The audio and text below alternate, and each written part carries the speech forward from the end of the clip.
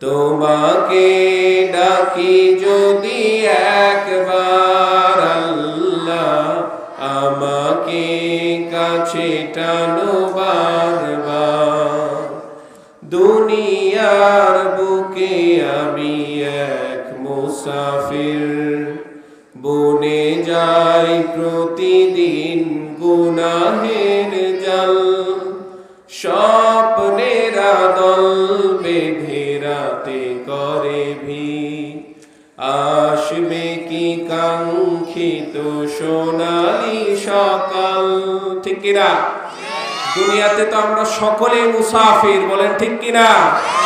কেউ কি স্থায়ী? দুনিয়াতে কেউ স্থায়ী?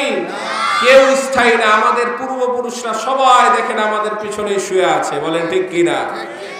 দুনিয়ার বুকে আমি এক মুসাফির, বনে যাই প্রতিদিন গুনাহের জাল। স্বপ্নের দল বেঁধে রাতে করে ভিড়, আসবে কি কাঙ্ক্ষিত সোনালি সকাল। হয়ে গেলে পেরেশান ও আমার রহমান, হয়ে গেলে পেরেশান ও আমার রহমান।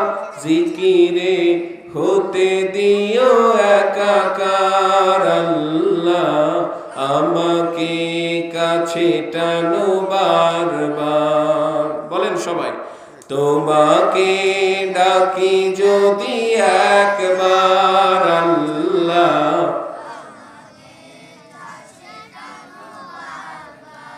বিরহের ব্যথাগুলো বারে প্রতিদিন।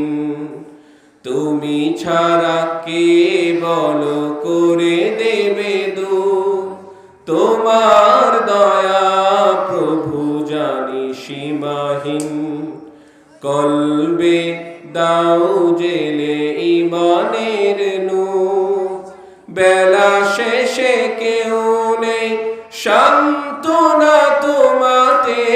বেলা শেষে কেউ নেই সান্ত্বনা তোমাতে, তুমি ছাড়া নেই কেহ আমার আল্লাহ, আমাকে কাছে টানো বারবার। তোমাকে ডাকি যদি একবার আল্লাহ, আমাকে কাছে টানো বারবার। তোমাকে ডাকি যদি একবার আল্লাহ, আমাকে কাছে টানো বারবার। মসজিদপাড়া যুব সমাজের উদ্যোগে 2 দিন ব্যাপী তাফসীরুল কোরআন মাহফিলের সুযোগ্য সম্মানিত আমার শ্রদ্ধেয় ওস্তাদ, আমার পিতৃতুল্য ওস্তাদ, যিনি আমাকে ছোট থেকে, একেবারে ছোট থেকে এই পর্যন্ত, এখন পর্যন্ত নসিহা করে আদর ভালোবাসা শাসন দিয়ে বড় করে তুলছে, আমাদের অহংকার হাজারো আলেমের ওস্তাদ জনাব মাওলানা মোহাম্মদ মহাসিন উদ্দিন, ইমাম ও খতিব ইসলামপুর জামে মসজিদ। আল্লাহ তাবারাকা ওয়া তাআলা হুজুরের নেক হায়াত দারাজ করুক, সকলে বলি আমিন। যতদিন আল্লাহ রাব্বুল আলামিন বাঁচায় রেখেছেন জমিনের বুকে, ততদিন যেন আমার প্রিয় ওস্তাদ, কলিজার টুকরা ওস্তাদকে আল্লাহ তাবারাকা ওয়া তাআলা সুস্থ রাখেন, ইজ্জতের সাথে রাখেন, সকলে বলি আমিন। প্রথমেই শুকরিয়া জানাই সে আল্লাহ তাবারাকা ওয়া তাআলার দরবারে, যে আল্লাহ রাব্বুল আলামিন দুনিয়ার শত ব্যস্ততা থেকে মুক্ত করে, দুনিয়ার শত ঝামেলা থেকে বের করে জান্নাতের বাগানে আসার বসার সুযোগ করে দিয়েছেন। সে আল্লাহর দরবারে কণ্ঠ খুলে মধ্যে মুজাহিদের মতো একসাথে বলি আলহামদুলিল্লাহ। আবার বলি আলহামদুলিল্লাহ। রব্বানা লাকাল হামদ হামদান কাসীরান তাইয়িবান মুবারাকান ফীহি ইয়া রাব্বি লাকাল হামদু কামা ইয়ানবাগি লিজালালি ওয়াজহিকা ওয়া আযীমি সুলতানিক। শুকরিয়া আদায় করলাম কার? সর্ব অবস্থায় যার শুকরিয়া আদায় করব, চিৎকার করে বলেন তো তিনি কে? তারপরে পরে লাখো কোটি দরুদ ও সালাম বর্ষিত হোক ইমামুল মুরসালিন খাতামুন নবিয়্যিন আহমদুল মুস্তাফা মুহাম্মদ মুস্তাফা মুহাব্বতে সকলে বলি সাল্লাল্লাহু আলাইহি ওয়াসাল্লামের প্রতি। আবারও বলি সাল্লাল্লাহু আলাইহি ওয়াসাল্লাম। সম্মানিত উপস্থিতি, এই যে যুব সমাজের আয়োজনে তারা অক্লান্ত পরিশ্রম করে এত সুন্দর একটা আয়োজন করেছে, আপনারা খুশি না বেজার? খুশি না বেজার?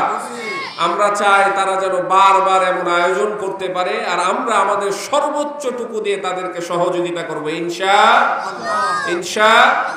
তারা চাইলে কনসার্ট করতে পারত, তারা চাইলে গানের আসর করতে পারত, তারা চাইলে জোয়ার আসর করতে পারত, কিন্তু মসজিদ পাড়ার যুব সমাজ হচ্ছে কোরআন প্রেমী। তারা কোরআনকে ভালোবেসে কোরআনের তাফসীরের আয়োজন করেছে, বলেন ঠিক কিনা? আল্লাহ তাবারাকা ওয়া তাআলা তাদের এই খেদমতকে, কষ্টকে কবুল করুক, সকল বলি আমিন। আরো জোরে বলিন আমিন। সম্মানিত উপস্থিতি, জানছি শীতের অবস্থায় আপনাদের বসে থাকতে একটু কষ্ট হচ্ছে। এই একটু কষ্ট করলে যিনি খুশি হবেন তিনি কে বলেন তো? আল্লাহ তাবারাকা ওয়া তাআলা আমাদের হায়াত দিয়েছেন, রিজিক দিচ্ছেন, অসংখ্য অগণিত নিয়ামত দ্বারা আমাদেরকে বেষ্টন করে রেখেছেন। এই আল্লাহ তাবারাকা ওয়া তাআলাকে খুশি করার জন্য কি একটু কষ্ট করা যায় না? যায় না? রাসূলের হাদিস অনুযায়ী যেই জায়গায় কোরআনুল কারীমের আলোচনা হয়, যেই জায়গার হাদিসের আলোচনা হয়, আমার রাসূলকে নিয়ে আলোচনা হয়, ওই জায়গাটার সাধারণ কোনো জায়গা থাকে না, জান্নাতের বাগানে পরিণত হয়। বলেন না সুবহানাল্লাহ। আমরা তাহলে আছি কোথায় বলেন তো? কোথায় আছি? জান্নাতের বাগানে। আল্লাহ তাবারাকা ওয়া তাআলা সকলকে কবুল করে না, আল্লাহ তাবারাকা ওয়া তাআলা সকলকে কবুল করে না। আল্লাহর কবুলিয়াতের বিষয় আছে। আল্লাহ যাদেরকে ভালোবাসেন তাদেরকেই কিন্তু দ্বীনের জ্ঞান দেন। আল্লাহ তাবারাকা ওয়া তাআলা যাদেরকে ভালোবাসেন তাদেরকে দুনিয়া ছেড়ে আখিরাত মুখী বানায়া দেন। আপনারা যদি আজকে কোনো দোকানে বসে আড্ডা দিতেন, আপনারা যদি আজকে ছাড়াই যে গরম কাপড়ের নিচে শুয়ে থাকতেন, কম্বলের নিচে শুয়ে থাকতেন, কেউ কি কিছু বলতো? আপনাদেরকে কি কোনো টাকা দিয়ে নিয়ে আসা হয়েছে? এখানে কি কোনো খাওয়া দাওয়ার আয়োজন আছে? কার ভালোবাসায় এসেছি বলেন তো? কার ভালোবাসায়? আল্লাহ তাবারাকা ওয়া তাআলা কবুল করুক, সকলে বলি আল্লাহুম্মা আমিন।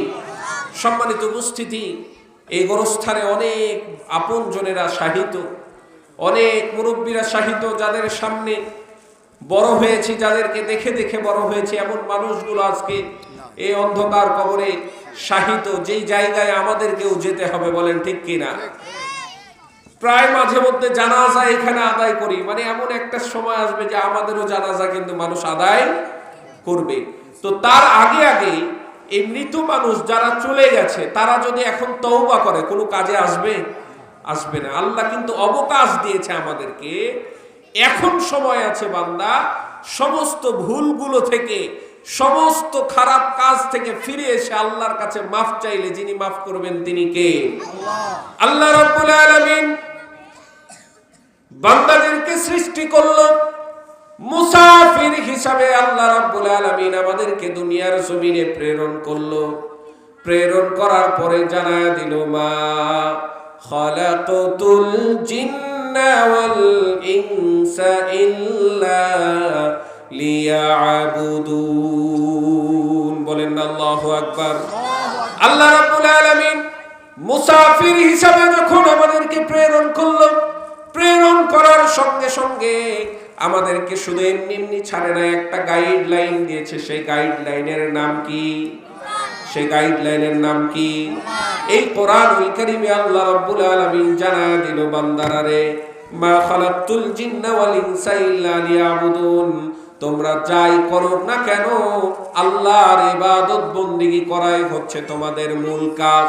আমার ভাইরা, আল্লাহ তাবারাকা ওয়া তাআলার ইবাদত বলতে আমরা শুধু নামাজ, রোজা, হজ, যাকাত আর দান সাদকাকে বুঝে থাকি, কিন্তু জীবনের প্রত্যেকটা মুহূর্তে আল্লাহর হুকুম মেনে চলার নামই হচ্ছে ইবাদত। জীবনের প্রত্যেকটা মুহূর্তে এই কোরআন সুন্নাহকে মেনে চলার নাম হচ্ছে আল্লাহর ইবাদত। বলেন ঠিক কিনা? আল্লাহ রাব্বুল আলামিন আমাদেরকে এই দুনিয়ার জমিনে পরীক্ষা করার জন্য ছেড়ে দিয়েছেন এবং পরীক্ষা করার জন্য বিভিন্ন সম্পদ দিয়েছেন। সম্পদ দিয়েছেন, ধন দিয়েছেন, দৌলত দিয়েছেন, সন্তান সন্ততি দিয়েছেন, সৌন্দর্য দিয়েছেন, এই সব কিছু দিয়েছেন আল্লাহ পরীক্ষা করার জন্য।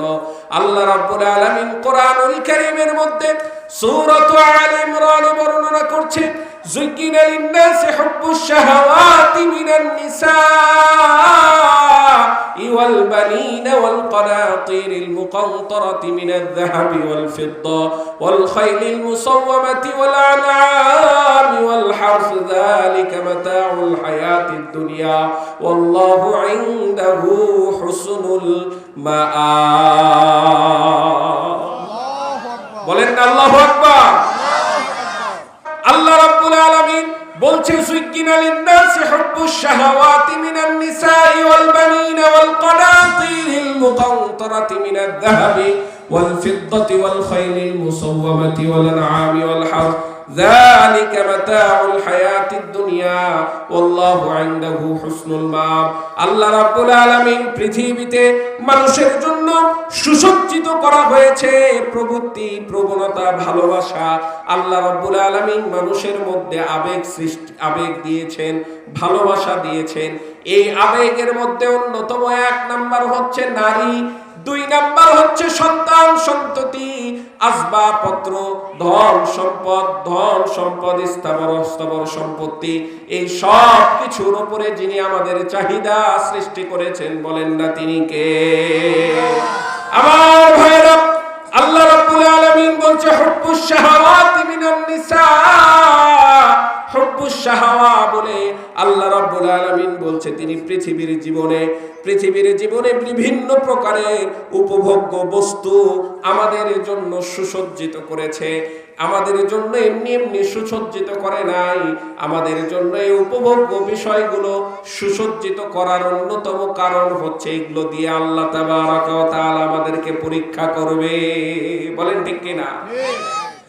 আল্লাহ তাবারাকা ওয়া তাআলা বান্দাদেরকে নাজ নিয়ামত দ্বারা বেষ্টন করে রেখেছেন। এই নাজ নিয়ামত দিয়ে আল্লাহ রাব্বুল আলামিন আমাদেরকে পরীক্ষা করবে। মুসলিমের বর্ণনায় এসেছে, জান্নাতকে আল্লাহ রাব্বুল আলামিন কষ্টদায়ক বস্তু দিয়ে বেষ্টন করে রেখেছে।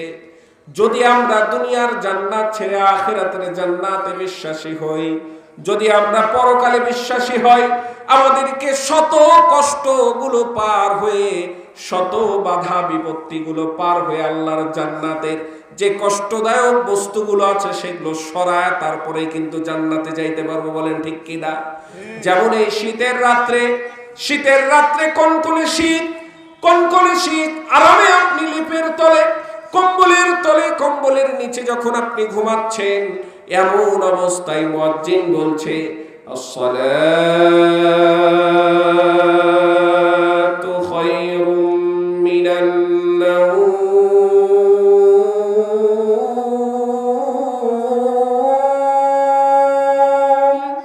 আল্লাহু আকবার।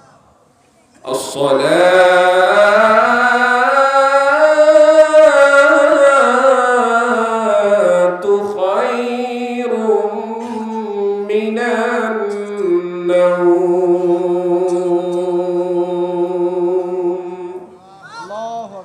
শীতের রাত্রে মুয়াজ্জিন সাহেব বললেন, আসসালাতু খায়রুম মিনান নাওম, ঘুমের চেয়ে নামাজ উত্তম।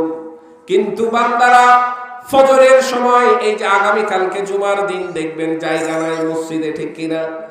1 তালা 2 তালা 3 তালা পর্যন্ত ভর্তি হয়ে গেছে। একটু দেরি করলে আর জায়গা পাওয়া যায় না। ওই মসজিদটাই, ওই এলাকার মসজিদটাই দেখবেন ফজরের সময় 1 কাতার মুসল্লি কিন্তু হয় না। বলেন ঠিক কিনা? 1 কাতারও মুসল্লি হচ্ছে না। তো আল্লাহ তাবারাকা ওয়া তাআলা ডাক দিচ্ছে, বলছে ঘুমের চেয়ে নামাজ উত্তম। আর আমি এমন বান্দা, আল্লাহর জন্য সামান্য ঘুমটাও কুরবানি করতে পারছি না। তাহলে বলেন আল্লাহ তাবারকা ওয়া তাআলার উপরে কেমন ঈমান আনলাম আমরা? এখন যদি নিজকে প্রশ্ন করি আমরা কেমন ঈমানদার, নিজকে প্রশ্ন করলেই কিন্তু অ্যানসার চলে আসে, উত্তর চলে আসে যে আল্লাহর জন্য সামান্য ঘুমটা কুরবান করতে পারছি না। অথচ সাহাবা আজমাইনদের দিকে যদি তাকান, সাহাবা আজমাইনরা নিজের জীবন কুরবান দিয়েছে, জান দিয়েছে, মাল দিয়েছে, সম্পদ দিয়েছে, বন্ধু বান্ধব সব কিছু ত্যাগ করে দিয়েছে, আল্লাহর জন্য নিজের জীবনটা পর্যন্ত কুরবান করে দিয়েছে। আজ যদি মুসলমানদেরকে আল্লাহর রাস্তায় কুরবান হওয়ার জন্য, শাহাদাত বরণের জন্য ডাকা হয়, এই মুসলমানদেরকে আমার বিশ্বাস পাওয়া যাবে না। কেন পাওয়া যাবে না? ফজরের ঘুম যে কুরবান করতে পারে না, এই আবার আল্লাহর রাস্তায় কি জীবন দিবে? বলেন ঠিক কি না? আল্লাহ তাবারক ওয়া তাআলা কিন্তু আগে হিসাব নিবে নামাজের, আউয়ালু মা ইউহাসাবু ফিল আবদি ইয়াউমাল কিয়ামাতি মিন আমালিস সালাহ। কিয়ামতের ময়দানে সর্বপ্রথম আল্লাহ নামাজের হিসাব নিবে। বান্দার নামাজ যদি থাকে পরবর্তীগুলোতে যাবে, বান্দার নামাজ নাই আর হিসাবও নাই। বান্দার নামাজ নাই, হিসাবও নাই। সম্মানিত উপস্থিতি, আজকে এমন একটা করুণ অবস্থা, মুসলমানদের করুণ অবস্থা। আজকে আমরা আমাদের তাহজিব ভুলে গেছি, মুসলমানের মুসলমানিত্ব ভুলে গেছি, আল্লাহকে ভুলে গেছি, দুনিয়াদারি নিয়ে আমরা পাগল হয়ে গেছি, দুনিয়াদারি দিয়ে পাগল হয়ে গেছি। অথচ আপনি দেখেন, আপনার দাদা আছে এখানে, বাবা আছে, পূর্বপুরুষরা শুয়ে আছে, অতি শীঘ্র আপনাকেও শুতে হবে এখানে। বলেন ঠিক কিনা? কেউ কি আছেন বলতে পারবেন বুকে হাত রেখে যে আমি এখানে আসবো না? কেউ কি বলতে পারবেন? কারো কি ক্ষমতা আছে? ক্ষমতা নাই, কারো ক্ষমতা নাই। তাহলে আল্লাহ তাবারকা ওয়া তাআলার জন্য কুরবান করতে হবে। জান্নাত যদি পেতে চাই, আমাদেরকে কষ্টগুলো পার করেই জান্নাত যেতে হবে। আরাম করে, আয়েশ করে, আমোদ করে, ফুর্তি করে জান্নাত পাওয়া যাবে না। কিছুদিন আগে কোন এক ভাই আমাকে বলছে যে হুজুর, আপনার বক্তব্য শুনছি, আপনার বক্তব্য শুনে বুঝতে পারছি যে আপনি কতটা ভারত বিদ্বেষী। এভাবে বলছে, কতটা ভারত বিদ্বেষী আপনি, ভারতের বিষয়ে কথা বলছেন, কারো সমালোচনা না করে হুজুর আপনি আলোচনা করেন, এইভাবে কথা বলছে। তা আমি বললাম, মুমিনের খাতায় নাম লেখায়া মুনাফিকের কাতারে দাঁড়িয়ে এই প্রশ্ন করাটা একজন আদর্শ মুমিনের কাজ কখনো হতে পারে না। কারণ আমি তো ভারত বিদ্বেষী না ভাই, আমি ভারত বিদ্বেষী নয়, মানুষ বিদ্বেষী নয়। আমি তাদেরকে ঘৃণা করি যারা আমার মুসলমান ভাইদেরকে হত্যা করে। বলেন ঠিক কিনা? আমি তাদেরকে ঘৃণা করি যারা শত শত বছরের পুরাতন মসজিদগুলো ভেঙে মন্দির নির্মাণ করে। বলেন ঠিক কিনা? তারা যদি সম্প্রীতির কথা বলতো, তারা যদি আমাদের সাথে ভালো আচরণ করত, তাহলে অবশ্যই তাদেরকে ভালোবাসতাম। আমাদের সবার দেখবেন, সবার ম্যাক্সিমাম বেধর্মী বন্ধু আছে না নাই? আছে না নাই? একেবারে কিছু কিছু বন্ধু আছে খুবই আমাদের সাথে চলাফেরা, আমারও আছে। এত চলাফেরা তাদের সাথে, নিজের ভাইয়ের মতো সম্পর্ক, হয় না। কিন্তু সম্প্রতি ভারত চেষ্টা করছে যে আমাদের এই ভাইয়ের ভ্রাতৃত্ববোধটা নষ্ট করে দেশকে একেবারে অশান্তি সৃষ্টি করার একটা পায়তারা শুরু করেছে। বলেন ঠিক কিনা? দেশ আমাদের আগেও শান্তিতে ছিল, এখনো শান্তিতে আছে। এই দেশে সকল ধর্ম বর্ণ নির্বিশেষে আমরা এক হয়ে থাকতে চাই, এক হয়ে এই দেশকে আমরা সোনার দেশে রূপান্তরিত করতে চাই। বলেন ঠিক কিনা? কারো উস্কানিতে আমাদের কোনো যায় আসে না, যতই উস্কানি হোক কারো যায় আসে না। তো যাই হোক, আল্লাহ তাবারকা ওয়া তাআলা সমস্ত বিপদ আপদ থেকে আমাদের দেশকে হেফাজত করে, সকলে বলি আমিন। সম্প্রতি জানেন যে আল্লাহ তাবারকা ওয়া তাআলা মুসলমানদেরকে একটা বিজয় দান করেছেন সিরিয়ায় স্বৈরাচার শাসনকে আল্লাহ তাবারকা ওয়া তাআলা 2 যুগ ধরে তারা শাসন করেছে। ওইখানে যে আয়না ঘরগুলো ছিল, মানুষকে যখন খোলা হচ্ছে ওই মানুষগুলোকে আয়না ঘর থেকে, মানুষগুলো আশ্চর্য হয়ে গেছে। ও বিশ্বাসই করতে পারে না যে আমি মুক্তি পেয়েছি, বিশ্বাসই করতে পারে না। ভিডিওগুলো দেখছি, দেখা যাচ্ছে জাতীয় টেলিভিশনগুলোতে, ও বিশ্বাস করতে পারে না। এমন একটা অবস্থা, কোনো জামা কাপড় নাই, কিচ্ছু নাই, পায়ে বেরি দিয়ে একবারে ওই যে ঢালাই করা বিছানাতে সিমেন্ট বালুর বিছানাতে রেখে দিয়েছে, ওইভাবে বছরের পর বছর পরে আছে। এই স্বৈরাচারগুলোর এটা একটা কিন্তু দেখবেন তাদের টেকনিক, তাদের বিরুদ্ধে যারা কথা বলবে তাদেরকে এইভাবে গুম খুন আর নির্যাতনের শিকার হতে হয়, বলেন ঠিক কিনা? কিন্তু তারা কখনো স্থায়ী হয় না, ইতিহাস তাদেরকে কখনো শ্রদ্ধার সাথে স্মরণ করে না। আর আপনি যখন সত্য পথে থাকবেন, সারা জীবন মানুষ আপনাকে শ্রদ্ধার সাথে স্মরণ করবে, দোয়া যতবার করবে অন্তর থেকে আপনার জন্য দোয়া করবে, টাকা দিয়ে কাউকে দোয়া করার প্রয়োজন হবে না, বলেন ঠিক কিনা? এই জন্য আমরা চলবো কিসের মতে? কোরআনের মতে। কোরআন আছে যেখানে, সবাই বলে লিল্লাহি তাকবীর, লিল্লাহি তাকবীর, লিল্লাহি তাকবীর। আমার ভাইরা বলছিলাম, জান্নাত যাওয়ার জন্য কষ্টদায়ক বস্তুগুলোকে সরায় দিয়ে কিন্তু জান্নাত যেতে হবে। আল্লাহ রাব্বুল আলামিন আমাদেরকে নারী গাড়ি বাড়ি দিল, স্থাবর অস্থাবর সম্পত্তি দিল, এগুলো সব কিছু দিল পরীক্ষার জন্য। এই পরীক্ষার মধ্যে অন্যতম পরীক্ষা আল্লাহ রাব্বুল আলামিন বলছেন, ইন্না জাআলনা মা আলাল আরদি যিনাতাল লাহা লিনাবলুয়াহুম আইয়ুহুম আহসানু আমালা। বলেন আল্লাহু আকবার। পৃথিবীতে যা কিছু আছে সেগুলোকে আমি সুসজ্জিত করেছি, সৌন্দর্য করেছি, কারণ মানুষের মধ্যে কর্মের দিক থেকে কে সর্বোত্তম ইবাদত করে, কে সর্বোত্তম হয়, এইটা পরীক্ষা করার জন্য। বলেন না সুবহানাল্লাহ। আমার ভাইরা, আল্লাহ রাব্বুল আলামিন পরীক্ষার যত বস্তু দিয়েছেন, এই পরীক্ষার বস্তুর অন্যতম একটি বস্তু হচ্ছে নারী। বলেন ঠিক কিনা? এই নারী দ্বারা আল্লাহ রাব্বুল আলামিন কিন্তু যুবকদেরকে পরীক্ষা করবে। আমার যুবক ভাইরা, বয়স যখন বাড়তে থাকে, বয়স বাড়ার সঙ্গে সঙ্গে আমার যুবক ভাইরা তাদের চাহিদা কিন্তু পরিবর্তন হতে থাকে। যুবকদের উদ্দেশ্যে বলতে চাই, রে যুবক, আল্লাহ রাব্বুল আলামিনের কাছে তোমার ইবাদতের চার কারো ইবাদত পছন্দ নয়, প্রিয় নয়। আল্লাহ রাব্বুল আলামিন বান্দাদের আগের হিসাব দেখবে না, পরের হিসাব দেখবে না। এই যে মাঝের সময়টা, যে সময়ে তোমার শক্তি আছে, যে সময়ে তোমার ক্ষমতা আছে, যে সময়ে তোমার দাপট আছে, যে সময়ে তোমার চাহিদা আছে, এই সময়ে সব কিছু থেকে নিজকে হেফাজত রেখে তুমি যদি আল্লাহর দরবারে নিজেকে বিলা দিতে পারো, কিয়ামতের ময়দানে আরশে আজিমের যে 7 শ্রেণীর মানুষ থাকবে তার মধ্যে তুমি হবা অন্যতম। বলেন না সুবহানাল্লাহ।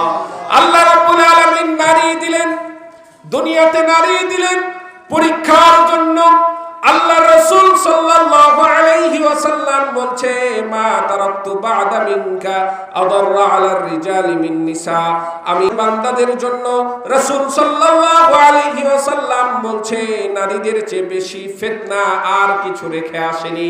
এই যে নারীকে আল্লাহ রাসূল কিন্তু ফিতনার সাথে কিন্তু কথা বললেন। নারীদের এমন একটি চাহনি, এই চাহনিতেই দেখবেন যুবকের সব ইবাদত শেষ। হয় কি হয় না? এক চাহনিতেই সব শেষ, সব শেষ। ঘর বাড়ি, মান সম্মান, ইজ্জত সব কিন্তু ধুলাইর সাথে মিশায় দেয়। খুব সাবধান, খুব সাবধান। আল্লাহ তাবারক ওয়া তাআলা এই চাহিদা দিয়েছে পরীক্ষা করার জন্য। তুমি তোমাকে নিজকে হেফাজতে রাখতে পারো কিনা, তুমি নিজকে হেফাজতে রাখতে পারো কিনা। ফেসবুকে প্রায় মাঝে মধ্যে দেখতে পাই, বিভিন্ন নিউজগুলোতে, জাতীয় টেলিভিশনগুলোতে দেখতে পাই। আমার মা বোনদের উদ্দেশ্যে আমি বলতে চাই, সম্মানের সাথে বিভিন্ন সময় দেখতে চাই সংসার ফেলায়া 2 ছেলের মা, 1 ছেলের মা বিয়ের দাবিতে একটা অবিবাহিত ব্যক্তির বাড়িতে যে ধর্ণা দেয়, আছে না নাই? অহর এই ঘটনাগুলো হয়, অহর হয়। অনেক সময় দেখবেন স্বামী সংসার পরিচালনা করার জন্য স্ত্রীকে সময় দিতে পারে না, কম সময় দিতে পারে। তার সমস্ত চাহিদাগুলো তাকে ঘুরাইতে পারে না, তার সমস্ত চাহিদাগুলো কিন্তু মিটার সময় হয় না। কেন? তাকে তো সংসার মেনটেন করতে হয়, দিন শেষে খরচের হিসাবগুলো তো তাকে নিয়ে আসতে হয়। এই জন্য অনেক সময় নারী বুঝে না, কোনো একজন যুবক আছে এলাকার টাউট বাটপা, তার প্রলোভনে পড়ে সুখের সংসারকে ধ্বংস করে দিয়ে চলে যায়। বলেন ঠিক কিনা? অবশেষে দেখা যায় একুলো হারায়, ওকুলো হারায়, সব শেষ হয়ে যায়। যারা প্রেমিক অবৈধ সম্পর্কের সাথে জড়িত আছে, নারীদের উদ্দেশ্যে বলতে চায় তারা কখনো আদর্শ স্বামী হতে পারবে না। বলেন ঠিক কিনা? কখনো আদর্শ স্বামী হতে পারবে না। আবার ইসলামে এটাকে হারাম করা হয়েছে, একবারে ইসলামে ভালোবাসা দেওয়া হয়েছে, কিন্তু এটা শরীয়তের গণ্ডির মধ্যে থেকে ভালোবাসতে হবে, শরীয়তের গণ্ডির মধ্যে এসে ভালোবাসতে হবে। কিন্তু তুমি অবৈধ সম্পর্ক করবে, আবার পরে এটাকে বৈধ করতে চাইবে, এত সহজ বিষয় না, এত সহজ বিষয় না। কিছুদিন আগে কোনো একজন আর কি ভাই, বড় ভাই রামকৃষ্ণপুর থেকে ফোন দিয়েছে। রামকৃষ্ণপুর থেকে ফোন দিয়ে বলছে কি, হুজুর একটা তো সমস্যা। কি সমস্যা? মেয়ে ছেলের বিয়ে হয়েছে, পালায়া বিয়ে হয়েছে। মেয়ের বাড়ি পাবনা না কোথায় দূরে আর কি, ছেলে এখানকার। তো মেয়ে ছেলে এইভাবে পালায়া বিয়ে করেছে, কোর্ট ম্যারেজ করেছে। তো কোর্ট ম্যারেজে কি হুজুর আছে, ওস্তাদ আছে, কোর্ট ম্যারেজ কি শরীয়ত সম্মত কোনো জিনিস? শরীয়ত না, ওটাতে খালি লিখিত হয় আর কিছুই না। তো কোর্ট ম্যারেজ করেছে, কোর্ট ম্যারেজ করার পরে তারা শরীয়ত সম্মত কিন্তু আর বিয়ে পড়ায়নি। এইভাবে প্রায় 6 মাস অতিবাহিত করেছে। বলেন না নাউজুবিল্লাহ। বিষয়গুলো কিন্তু খুব সেনসিটিভ, একটু খেয়াল করেন। 6 মাস পর মনে জাগরণ দিচ্ছে, মনে প্রশ্ন উদয় হচ্ছে যে আসলে কি বিয়েটা বৈধ না অবৈধ। বিয়েতে খুতবা নাই, কিছু নাই, এই বিয়ে কি হবে? হুজুরকে বলছে, প্রশ্ন দিচ্ছে। তো আমি তো ছোট মানুষ, কি বলবো? আমি সরাসরি আরাক ওস্তাদের কাছে বলে দিলাম, পাঠায় দিলাম। আরাক ওস্তাদকে বলছে, হুজুর এটা কি বলবে, কি করব? আরাক ওস্তাদ বলতে আমাদের আব্দুল মাতিন হুজুর, মুফাসসির মাতিন হুজুর। তো হুজুর আপনি মাসালা দেন, এটা কি করা যায়? তো বলছে কিছুই করা যায় না, সরাও এগুলো। এইভাবে রাগ করে বলছে।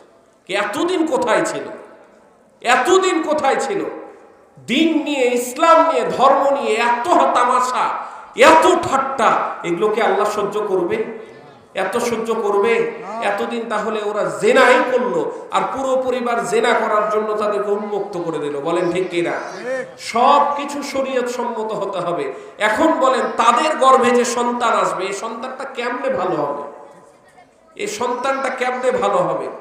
এখন আল্লাহর কাছে দোয়া করবেন, আল্লাহ সন্তানকে হাফেজ বানায় দাও, আলেম বানায় দাও, বড় হাক্কানি ওলামা ইকরাম বানায় দাও, পীর বানায় দাও, মাশায়েখ বানায় দাও। এত সহজ? বড় আলেম নেওয়ার জন্য আগে নিজকে আমলওয়ালা হতে হবে, নিজকে তাহাজ্জুদ পড়তে হবে, নিজকে সমস্ত গুনাহ থেকে, সমস্ত হারাম কাজ থেকে বিরত রাখতে হবে। তাহলে দেখবেন আপনাদের ওরসদার সন্তানগুলো সাধারণ সন্তান নয়, হক্কানি ওলামা ইকরাম পরিণত হবে। এত সহজ নয় বিষয়টা। এই জন্য নারীরা যারা আছে তারা হেফাজতে থাকতে হবে, নারীরা হেফাজতে থাকতে হবে। পুরুষদের নিজের যৌবনকে হেফাজতে রাখতে হবে। আবার রাসূল সাল্লাল্লাহু আলাইহি ওয়াসাল্লাম সতী নারীদের কথা বলছে, আমার মা বোনদের উদ্দেশ্যে বলছি, যারা নিজের সতীত্বকে হেফাজতে রেখেছে। রাসূল বলছে, মুসলিমের বর্ণনায়, গোটা পৃথিবীর চেয়েও ওই নারীর দাম বেশি। বলেন না সুবহানাল্লাহ। যে তার সতীত্বকে হেফাজতে রেখেছে। এই জন্য আমার মা বোনদেরকে উদত্ত আহ্বান জানাচ্ছি, হারাম সম্পর্কে মোটেও যাওয়া যাবে না। কিন্তু আজকে পশ্চিমাদের কুচক্রান্ত, পশ্চিমাদের প্ল্যান পরিকল্পনা এমনভাবে বাস্তবায়ন করছে যে আজকে আমার মা বোনরা এমনভাবে চলাফেরা করছে, প্রত্যেকটা জায়গায় দেখবেন ছেলে মেয়েদের অবাধ মিলামিশা। এই যে স্কুলগুলোতে শুরু হয়েছে র‍্যাগ ডে, কি ডে, যেটা আমরা 5 বছর আগে পাই নাই, যেটা আমাদের সময় পাই নাই। এই র‍্যাগ ডেতে একজন পুরুষ আরেকজন মহিলার বুকের উপরে অশ্লীল ভাষা কথা লেখে, একজন পুরুষ তার অন্য মহিলার গায়ে, তার বান্ধবীর পিঠের উপরে অশ্লীল কথা বাক্য লেখে, আবার মহিলা তার বন্ধুর বুকের উপরে অশ্লীল কথাবার্তা লেখে, অবাধ মিলামিশা হচ্ছে। এই র‍্যাগ ডে গুলো ইসলামে কখনোই বৈধ ছিল না, ছিল না, ছিল না, আর কখনোই বৈধ হবে না। এই র‍্যাগ ডে থেকে ফিরে আসতে হবে, এই র‍্যাগ ডে থেকে ফিরে আসতে হবে। স্কুলের যারা কমিটি, বিভিন্ন স্কুল মাদ্রাসার যারা কমিটি, মাদ্রাসাতে তো হয় না আলহামদুলিল্লাহ, বিভিন্ন স্কুলের যারা ম্যানেজিং কমিটির দায়িত্বে আছে, বিভিন্ন স্কুলের যারা প্রধান শিক্ষক শিক্ষিকারা আছে, এই দায়ভার কিন্তু তাদের ঘাড়ের ওপরে বর্তাবে। তারা এইভাবে জাতিকে উলঙ্গ করার একটা পায়তারা শুরু করেছে। এটার জন্য অবশ্যই আল্লাহর দরবারে বিচারের কাঠগড়ায় দাঁড়াইতে হবে। বলেন ঠিক কিনা? এই র্যাক ডে ফ্যাক ডে এগুলো থেকে মুসলমানদেরকে বের হয়ে আসতে হবে। আবার এই যে এটা ডিসেম্বর মাস, মানে এই মাস শেষ হবে, হ্যাপি নিউ ইয়ার পালন করব অনেকে, আমরা ভটকা ফাটাবো, ফুটাবো, পিকনিক করব, আমেজ করব। এইটা একবার ভাবি না, যে একটা বছর জীবন থেকে চলে গেল, আমল কি করলাম? একটা বছর তো জীবন থেকে চলে গেল। আমি হয়তো 10 বছর বাঁচবো, হয়তো 20 বছর বাঁচবো, হয়তো 30 বছর বাঁচবো, হয়তো 40 বছর বাঁচবো। একটা বছর তো জীবন থেকে চলে গেল, মানে আমার হায়াত আরো কমে গেল। আমি তো মৃত্যুর কাছে আরো আগিয়ে গেলাম। আমি কি আল্লাহর কাছে মাফ চাইতে পেরেছি? আজকে এই বছরে, নতুন বছরে যদি মালাকুল মাউত আমার সামনে চলে আসে, তো আল্লাহ তাবারক ওয়া তাআলার দরবারে কি আমলনামা নিয়ে দাঁড়াবো? এইটা যুবক আমরা চিন্তা করি না, এইটা যুবতী আমরা চিন্তা করি না। আমরা শুধু পিকনিক করার আমোদ ফুর্তি করতে করতে আমাদের সময়টাকে নষ্ট করে দিই। বলেন ঠিক কিনা? এগুলো থেকে বের হয়ে আসতে হবে। ইসলামে কোনো র্যাক ডে, ইসলামে কোনো নিউ ইয়ার ফিউয়ার এগুলো কিচ্ছু নাই। এগুলো থেকে নিজে বেঁচে থাকবে, নিজের সন্তানগুলোকে আমরা যারা পিতা আছি তাদের কঠোর হাতে দমন করতে হবে। যারা আমার এলাকার এই যে সম্মানিত মরল মাতাব্বররা আছে, আমার গুরুজনরা আছে, তারাও যে এই মসজিদ পাড়া আদর্শ, এই মসজিদ পাড়া একজনের আদর্শ চলবে, সে হচ্ছে মুহাম্মদুর রাসূলুল্লাহ সাল্লাল্লাহু আলাইহি ওয়াসাল্লাম। মসজিদ পাড়ার সমাজ পরিচালনা হবে কোরআন দিয়ে। এই কোরআনের বাইরে মসজিদ পাড়ার সমাজ পরিচালনা হবে না। বলেন ঠিক কিনা? কোরআনে যা আছে তাই হবে। কোরআনে যেইটাকে হারাম করেছে এইটা হারাম হবে, কোরআনে যা হালাল করা হয়েছে সেইটা হালাল হবে। এই মসজিদ পাড়াটা কোরআন দিয়ে আবাদ করে বাংলাদেশের মধ্যে রোল মডেলে পরিণত করতে হবে। বলেন ঠিক কিনা? যারা মরল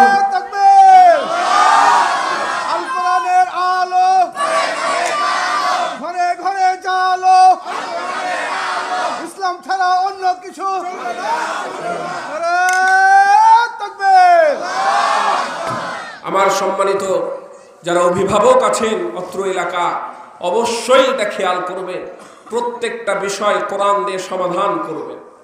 প্রত্যেকটা বিষয় কোরআন দিয়ে সমাধান করবেন, নতুবা কখনোই শান্তি আসবে। আর যে আলোচনায় ছিলাম যে আল্লাহ তাবারক ওয়া তাআলা আমাদেরকে বিভিন্ন বিষয় দিয়ে পরীক্ষা করবে, নারী দিয়ে পরীক্ষা করবে, স্থাবর অস্থাবর সম্পত্তি দিয়ে পরীক্ষা করবে, আবার সন্তান দিয়ে পরীক্ষা করবে। আজকে মূল আলোচনা যেটা আমার, সে আলোচনা হচ্ছে আপনি আপনার সন্তানকে একজন আলেম বানাবেন। আমাদের সন্তান হবে আলেম, আলেম হওয়ার পরে সে হবে ডাক্তার, আলেম হওয়ার পরে সে হবে ইঞ্জিনিয়ার, আলেম হওয়ার পরে সে হবে বিসিএস ক্যাডার, আলেম হওয়ার পরে সে হবে জজ, আলেম হওয়ার পরে সে হবে ব্যারিস্টার। যদি এমনটা আমরা করতে পারি, তাহলে যদি দেখি যে একজন আলেম ডাক্তার হয়েছে, এই আলেম কখনো কসাই ডাক্তার হবে না। একজন আলেম যদি ইঞ্জিনিয়ার হয়, ওই ইঞ্জিনিয়ার কখনো রডের বদলে বাঁশ দিবে না। একজন আলেম যদি ব্যারিস্টার হয়, ওই ব্যারিস্টার কখনো দুর্নীতি করবে না। একজন আলেম যদি জজ হয়, তাহলে আল্লাহকে ছাড়া কাউকে ভয় না করে কখনোই তার আদালতে বেইনসাফ প্রতিষ্ঠা করবে না। বলেন ঠিক কিনা? এই জন্য সন্তানকে সর্বপ্রথম আলেম করাতে হবে। আজকে শিক্ষা কারিকুলাম এমন সুন্দর হয়েছে, আপনি মাদ্রাসায় পড়ার সাথে সাথে, যেমন হুজুর আমার ওস্তাদ আছে, হুজুরের সন্তান কিন্তু একজন ডাক্তার, বলি আলহামদুলিল্লাহ, কোরআন হাদিস সহ ডাক্তার হয়ে গেছে। আমাদের অনেক এরকম বন্ধু আছে যে হাফেজ আবার ডাক্তার, রমজান মাসগুলোতে খতমে তারাবি পড়ায়, আবার রুগীও দেখে, আলহামদুলিল্লাহ। কতই না ভালো লাগে।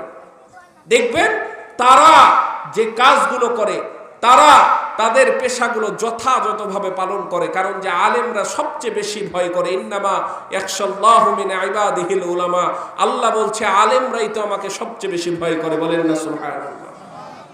এই জন্য আমার ভাইয়েরা, আল্লাহ রাব্বুল আলামিন বলছেন ওয়া'লামু আন্নামা আমওয়ালুকুম ওয়া আওলাদুকুম ফিতনা ওয়া আন্নাল্লাহা ইনদাহু আজরুন আযীম।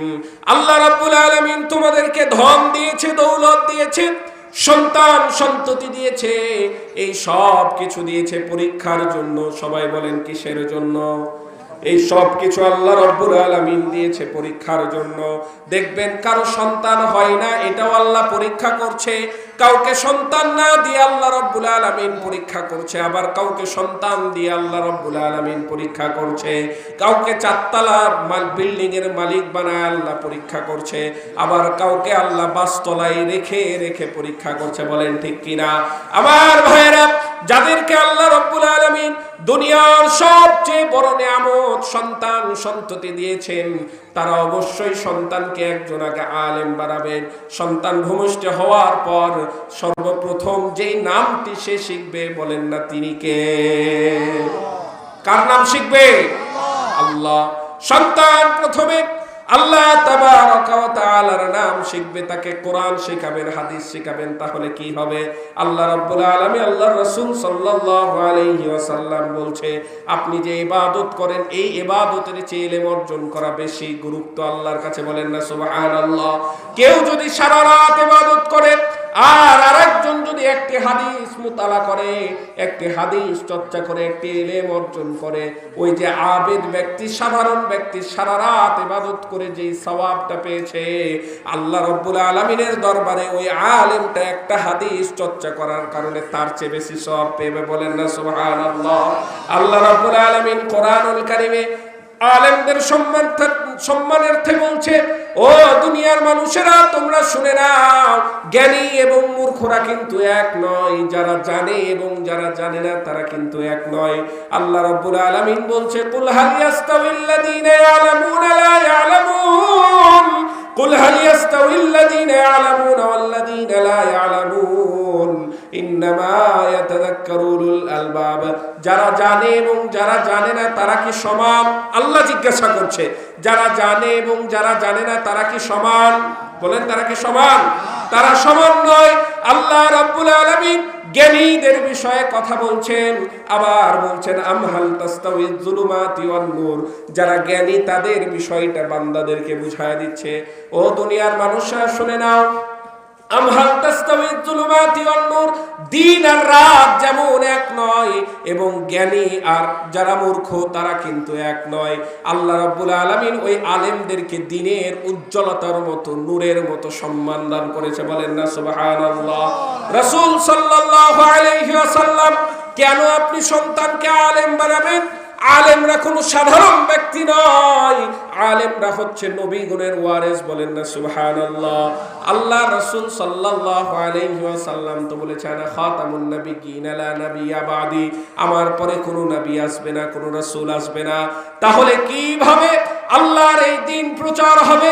আল্লাহ তাবারক ওয়া তাআলার এই দ্বীন প্রচার করার জন্য আল্লাহর নবীর ওয়ারিসদেরকে আল্লাহ বাছাই করেছে।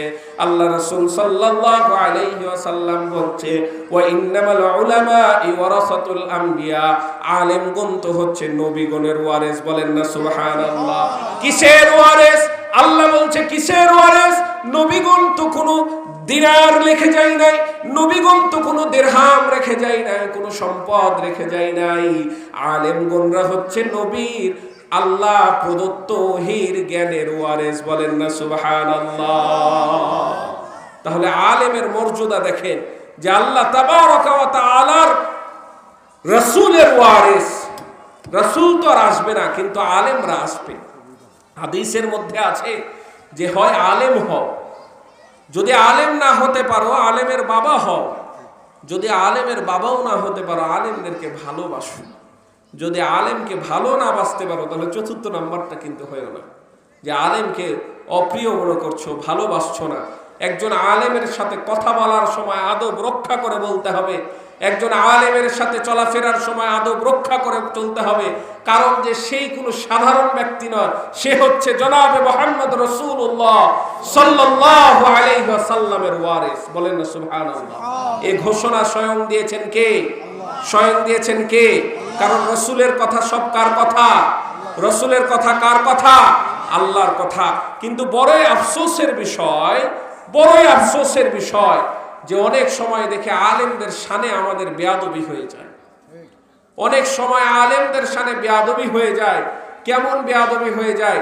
আমাদের মসজিদ পাড়াতে হয় না আলহামদুলিল্লাহ, কিন্তু বিভিন্ন জায়গায় দেখবেন ইমাম মুয়াজ্জিনের সাথে রূঢ় ব্যবহার করা হয়। ইমাম মুয়াজ্জিনের সাথে খতিবের সাথে বেয়াদবি আচরণ করা হয়, আছে না নাই বলেন তো? এমনও আছে যে ইমাম মুয়াজ্জিনের গায়ে হাত পর্যন্ত উঠায়, এরকম অহরহ রিপোর্ট আছে, অহরহ রিপোর্ট আছে। আপনি যত বড়ই নেতা হন না কেন, যত বড়ই টাকাওয়ালা হন না কেন, যত বড়ই ক্ষমতাবান ব্যক্তি হন না কেন, আলেমের সাথে বেয়াদবি করলে আল্লাহ তাবারক ওয়া তাআলা ওই মানুষগুলোকে ধুলার সাথে মিশায়া দিবে। বলেন ঠিক কিনা? কারণ আল্লাহ বলছে তুইজ্জু মান তাশাউ ওয়া তুযিল্লু মান তাশাউ বিয়াদিকাল খায়র ইন্নাকা আলা কুল্লি শাইইন কাদির। ইজ্জত দেওয়ার মালিক তো হচ্ছে আল্লাহ, আবার ইজ্জত কেড়ে নেওয়ার মালিকও তো হচ্ছে আল্লাহ। দেখবেন যারা আলেমদেরকে অসম্মান করেছে, আজকে আল্লাহ তাবারক ওয়া তাআলা তাদেরকে এমন ভাবে বেইজ্জত করেছে, তারা তাদের নিজের এলাকায় মুখ দেখার মতো আর রাস্তা নাই। বলেন ঠিক কিনা? নিজের জায়গায় থাকতে পারে না। আলেমদের নামে বিভিন্ন অপপ্রচার চালিয়েছে। এই জন্য আলেমদের থেকে হেফাজতে থাকবেন। তাদের দোয়া বড়ই মারাত্মক দোয়া। একজন আলেম মাজলুম আলেমের দোয়া বড়ই মারাত্মক দোয়া। এই দোয়া কখনো আল্লাহ তাবারক ওয়া তাআলা ফেলায় দেন না। এই দোয়া কখনো ফেলায় দেন না। এই দোয়া আল্লাহ তাবারক ওয়া তাআলা দুনিয়ার জমিনেই কিন্তু বাস্তবায়ন করায় দেন। দুনিয়ার জমিনে বাস্তবায়ন করে দেয়। কথার প্রসঙ্গে কথা, কাউকে কটাক্ষ করার জন্য না। আমরা জানি যে একজন বক্তা আছে রফিকুল ইসলাম মাদানী, তাকে উলঙ্গ করে ছবি তোলা হয়েছে। উলঙ্গ করে ছবি তোলা হয়েছিল, যে হাতের জিলে নিয়ে যে রাত্রেবেলা বলছে, হাতের জিলে রাত্রেবেলা নিয়ে যে উলঙ্গ করে ছবি তোলা হয়েছে, ওই আলেমের মুখে আবার সিগারেট দিয়ে দিচ্ছে, বিড়ি দিয়ে দিচ্ছে, বলছে এই ছবি তুলো।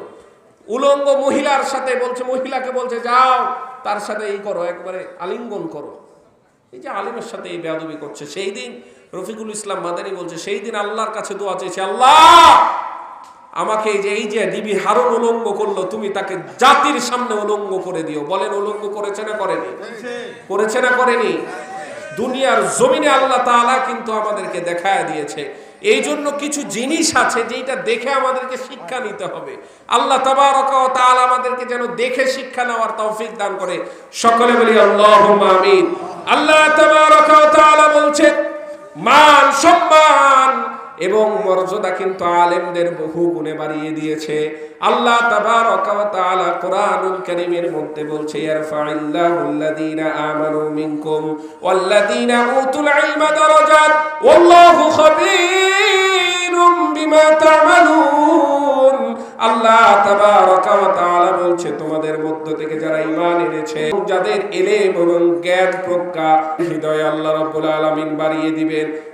যাদের উপরে আল্লাহ রাব্বুল আলামিন ঈমান, যাদের উপরে আমরা ঈমান এনেছি, আল্লাহ তাবারক ওয়া তাআলা যাদেরকে জ্ঞান প্রজ্ঞা দিয়েছেন, আল্লাহ তাবারক ওয়া তাআলা দুনিয়াতে আখিরাতে দুই জায়গায় তাদের সম্মানিত করেছেন। বলেন না সুবহানাল্লাহ। আমার ভাইরা, আল্লাহ রাব্বুল আলামিন বলছেন যে আলেমরা হচ্ছে আল্লাহর মনোনীত। কেউ যদি চায় আমি লক্ষ টাকা খরচ করে আলেম হব, হতে পারবে না। পারবে? কেউ যদি চায় আমি লক্ষ টাকা খরচ করে হাফেজ হব, হাফেজও হতে পারবে না। দেখবেন কোটি কোটি টাকা, লক্ষ লক্ষ টাকা খরচ করছে, হাফেজ হয় না। আবার দেখবেন বিনা টাকায় অহরহর হাফেজ হচ্ছে, আছে না নাই? এটা হচ্ছে আল্লাহর কবুলিয়তের বিষয়। আল্লাহ যাকে কবুল করে সেই আল্লাহর দ্বীন, আল্লাহর এই জ্ঞান অর্জন করতে পারে। রাসূল সাল্লাল্লাহু আলাইহি ওয়াসাল্লাম বলছে, মুআবিয়া রাদিয়াল্লাহু তাআলা আনহু থেকে বর্ণনা, সামি'তু মুআবিয়া রাদিয়াল্লাহু তাআলা আনহু ইয়াকুলু মান ইউরিদিল্লাহু বিহি খায়রান ইউফাক্কিহু ফিদ্দীন। মুআবিয়া রাদিয়াল্লাহু তাআলা আনহু থেকে বর্ণনা, আল্লাহ রাব্বুল আলামিন বলেছেন, আল্লাহ যাদের কল্যাণ চান তাদেরকে দ্বীনের জ্ঞান আল্লাহ রাব্বুল আলামিন দান করে। বলেন না সুবহানাল্লাহ। তাহলে চাইলেই যে ইলম পেয়ে যাব, চাইলেই যে জ্ঞান পেয়ে যাব, এটা কিন্তু সম্ভব নয়। আবার আল্লাহ কোরআনুল কারীমের মধ্যে বলছে, ইউতিল হিকমাতা মান ইয়াশা ওয়া মা ইউতাল হিকমাতা ফাকাদ উতিয়া খায়রান কাসীরা ওয়া মা ইয়াযাক্কারু ইল্লা উলুল আলবাব। বলেন না আল্লাহু আকবার। আল্লাহ তাবারক ওয়া তাআলা যাদেরকে পছন্দ করেন, যাদেরকে কবুল করেন, তাদেরকে জ্ঞান, হিকমা, প্রজ্ঞা দান করে। বলেন না সুবহানাল্লাহ। বলেন না সুবহানাল্লাহ। আমাদের এই এলাকায় একটি মসজিদ পাড়ায়, বড় মসজিদে কিন্তু হেফজখানা মাদ্রাসা আছে, আলহামদুলিল্লাহ। এলাকার মধ্যে মাদ্রাসা থাকা মানে বিশাল ব্যাপার। এলাকার মধ্যে মাদ্রাসা থাকা মানে, যেইখানে দেখেন এই ছোট ছোট বাচ্চারা সকালবেলা উঠে, যে সময় আমরা ঠান্ডার জন্য উঠতে পারি না, এই ছোট ছোট মাসুম বাচ্চারা সেই সময় দেখবেন ঠান্ডা পানি দিয়ে অজু করছে, ছোট বাচ্চা। অনেক সময় দেখবেন মায়ের মন শুধু কাঁদতে থাকে, আহারে আমার সন্তানটা কতই না কষ্ট করছে। যারা হেফজখানায় পড়ায়, হেফজখানায় যারা দিয়ে দিয়েছে সন্তানকে, দেখবেন মা বাবা যখন একটু ভালো খাবার খাইতে যায়, খাইতে পারে না, কি আহারে আমার সন্তানটা না জানি কি দিয়ে ভাত খেয়েছে আজকে, কতই না কষ্ট করছে। আল্লাহু আকবার। এই যে ত্যাগ করছে মা বাবা, আলেম বানাচ্ছেন, আল্লাহর রাস্তায় ছেড়ে দিয়েছেন, এই আমানত তো দিয়েছেন কে বলেন তো? আবার এর উপরে মহব্বত দিয়েছেন, ইন্নামা আমওয়ালুকুম ওয়া আওলাদুকুম ফিতনা, যে আল্লাহ এর উপরে মহব্বত দিয়েছেন যেন তোমাদেরকে পরীক্ষা করতে পারি। আল্লাহ দেখছেন ইব্রাহিম আলাইহিস সালাতু ওয়াস সালামকে আল্লাহ রাব্বুল আলামিন বললেন যে কুরবানি করো তোমার প্রিয় বস্তুটা। সে উট কুরবানি করলো, দুম্বা কুরবানি করলো, কাজ হলো না। সে তো বুঝতে পারলো যে আমার প্রিয় বস্তু, দুনিয়ার মধ্যে সবচেয়ে প্রিয় বস্তু ইসমাইল ছাড়া আর কিছু না, বলে ঠিক কিনা? তো ইসমাইল আলাইহিস সালাতু ওয়াস সালামকে কুরবানির জন্য কিন্তু একেবারে রাজি করে নিল, বাপও রাজি, ছেলেও রাজি। আমার হাজরিন, যেটা বুঝাতে চাচ্ছি, দেখেন ইসমাইল আলাইহিস সালাতু ওয়াস সালামকে আল্লাহর রাস্তায় কুরবানি করছে, ত্যাগ করে দিচ্ছে, আল্লাহর রাস্তায় ত্যাগ করছে, নিজের ভালোবাসা দিয়ে ত্যাগ করে দিচ্ছে। ওই যে আল্লাহ তাবারক ওয়া তাআলা কিন্তু ইসমাইলের কুরবানি নেননি। ইসমাইলকে কি কুরবানি করিয়েছেন? করার নাই। আল্লাহ শুধু ইব্রাহিম আলাইহিস সালাতু ওয়াস সালামের মনের অবস্থাটা চেক করেছেন, মনের পরিস্থিতিটা চেক করেছেন, যে আল্লাহর জন্য, আল্লাহকে খুশি করার জন্য আমার দেওয়া আমানত, সন্তান তো আমার, এই সন্তান তো আমি বলি যে এটা আমার ছেলে। আল্লাহু আকবার। এত আলেমের দাম। রাসূল সাল্লাল্লাহু আলাইহি ওয়াসাল্লামের তো অসংখ্য সাহাবী ছিল, অসংখ্য সাহাবীর মধ্যে একজন সাহাবীর নাম হচ্ছে আবু হুরায়রা রাদিয়াল্লাহু তাআলা আনহু। বলেন তো কি নাম? আবু হুরায়রা রাদিয়াল্লাহু তাআলা আনহু, যিনি হচ্ছে আহলে সুফফার অধিবাসী ছিল। আহলে সুফফা মানে মদিনার মসজিদে নববীর ভিতরে একটা ছোট্ট মাদ্রাসা আল্লাহ রাসূল স্থাপন করেছিলেন। ওই মাদ্রাসার ছাত্র ছিলেন আবু হুরায়রা রাদিয়াল্লাহু তাআলা আনহু। আমরা যত হাদিস পড়ি, দেখবেন যত হাদিস পড়ি, এই হাদিসের শুরুতেই দেখবেন আন আবি হুরায়রা রাদিয়াল্লাহু তাআলা আন আবি হুরায়রা রাদিয়াল্লাহু তাআলা আন, মানে সবচেয়ে বেশি সাহাবীদের মধ্যে আবু বকর তো ছিল, সাহাবীদের মধ্যে ওমর ফারুক তো ছিল, সাহাবীদের মধ্যে তো ওসমান ছিল, সাহাবীদের মধ্যে তো আলী ছিল, সাহাবীদের মধ্যে তো আরো আবু তালিব ছিল, সাহাবীদের মধ্যে আবু তালহা ছিল, সাহাবীদের মধ্যে অসংখ্য সাহাবী ছিল। কিন্তু এত সাহাবীর নাম কোরআনে হাদিসের মধ্যে আমরা পাই না। হাদিসের প্রত্যেকটা হাদিসের রাবি, প্রত্যেকটা হাদিসের শুরুই এসছে, সূচনা এসছে, আমরা দেখি আন আবি হুরায়রা রাদিয়াল্লাহু তাআলা আন। বলেন না সুবহানাল্লাহ। অর্থাৎ সবচেয়ে বেশি হাদিস বর্ণনাকারী সাহাবী, বলেন না সুবহানাল্লাহ। সবচেয়ে বেশি আমরা যত হাদিস পড়ি, হাদিসের যখন সনদগুলো দেখতে চাই, মানে ওই যে হাদিস সঠিক কি বেঠিক, হাদিস জাল কি জয়ীফ, যখনই দেখা যায় যে এই সনদটা আসছে মূল জায়গা থেকে আন আবি হুরায়রা রাদিয়াল্লাহু তাআলা আনহু, আবু হুরায়রা থেকে বর্ণিত, তখনই হাদিসটা একেবারে স্বচ্ছ হয়, এটা বোঝা যায় যে রাবি একেবারে ক্লিয়ার। তো আবু হুরায়রা রাদিয়াল্লাহু তাআলা আনহু দেখেন এলেম অর্জন করার কারণে আজকে প্রতিদিন প্রতি সময় তার নামটা মুখে চলে আসে। আবু হুরায়রার নাম যতবার মুখে আসে আবু বকরের আসে না, আবু হুরায়রার নাম যতবার আসে ওসমানের আসে না, আবু হুরায়রার নাম যতবার মুখে আসে তত কিন্তু ওমর ফারুকের আসে না। তার মানে তার সম্মান কিন্তু কম নয়। আমি যেটা বুঝাতে চাইছি, তিনি সবচেয়ে বেশি হাদিস বর্ণনাকারী সাহাবীদের মধ্যে অন্যতম, প্রথম যিনি সবচেয়ে বেশি হাদিস বর্ণনা করেছেন। আর এই ইলম অর্জন করার জন্য আহলে সুফফার ওই যে মাদ্রাসার ছাত্র হওয়ার কারণে তিনি দুনিয়া ছেড়ে দিয়েছে, এই হাদিস সংকলন করার কারণে ঘর সংসার ছেড়ে দিয়েছে, এই হাদিস সংকলন করার কারণে আরাম আয়েশ ছেড়ে দিয়েছে। আবু হুরায়রা তো সেই সাহাবী যে প্রায় মাঝে মধ্যে অজ্ঞান হয়ে পড়ে যেত, সাহাবারা তখন বলতো ওই যে বোধহয় মির্গি ব্যারাম হয়েছে, ওকে চামড়া শুকাও তাহলে ঠিক হয়ে যাবে। আবু হুরায়রাকে বলতে থাকে সাহাবীরা, আবু হুরায়রা তুমি প্রায় মাঝে মধ্যে কেন তুমি অজ্ঞান হয়ে যাও। কেন, তোমার কি মির্গির ব্যারাম আছে? আবু হুরায়রা রাদিয়াল্লাহু তাআলা আনহু বলছে, ভাই আমার তো মির্গির ব্যারাম নাই, আমার তো কোনো রোগ নাই, আমি ওই সময় অজ্ঞান হয়ে যায়, অচেতন হয়ে যায়। আমি 2 দিন 3 দিন যাবত না খাওয়া অবস্থায় আল্লাহর রাসূলের হাদিসগুলো সংকলন করি। আল্লাহর রাসূল কিভাবে চলাফেরা করছে, কিভাবে কথা বলছে, আল্লাহর রাসূল কি কি কাজগুলো করছে, এইটা সংকলন করার কারণে দুনিয়াদারি ছেড়ে দিয়েছি। আল্লাহর রাসূল কিছু খেতে দিলে আমি খাই, কোনো মানুষ যদি কিছু খেতে দেয় তাহলে আমি খাই, নতুবা আমি খাই না। হাদিস সংকলন করার কারণে 1 দিন নয়, 2 দিন নয়, 3 দিন যাবত না খাওয়া অবস্থায় তো আমি চলে যাই। আমার ক্ষুধার জ্বালা আর সহ্য না করতে পেরে আমি আবু হুরায়রা অজ্ঞান হয়ে যাই। আল্লাহু আকবার। আজকে এই যদি কাজ না হতো আবু হুরায়রা, আজকে যদি আবু হুরায়রা রাদিয়াল্লাহু তাআলা আনহু আমাদের মতো দুনিয়াদারি করতেন, আবু হুরায়রা রাদিয়াল্লাহু তাআলা আনহু যদি দুনিয়া নিয়ে ব্যস্ত থাকতেন, আজকে রাসূলের হাদিসগুলো আপনাদের শোনাইতে পারতাম না, রাসূলের কথাগুলো শোনাইতে পারতাম না। যতদিন বাঁচবেন, যত আলেম আসবে আবু হুরায়রাকে শ্রদ্ধার সাথে দেখবে আর তার জন্য দোয়া করতে থাকবে, তার জন্য দোয়া করতে থাকবে।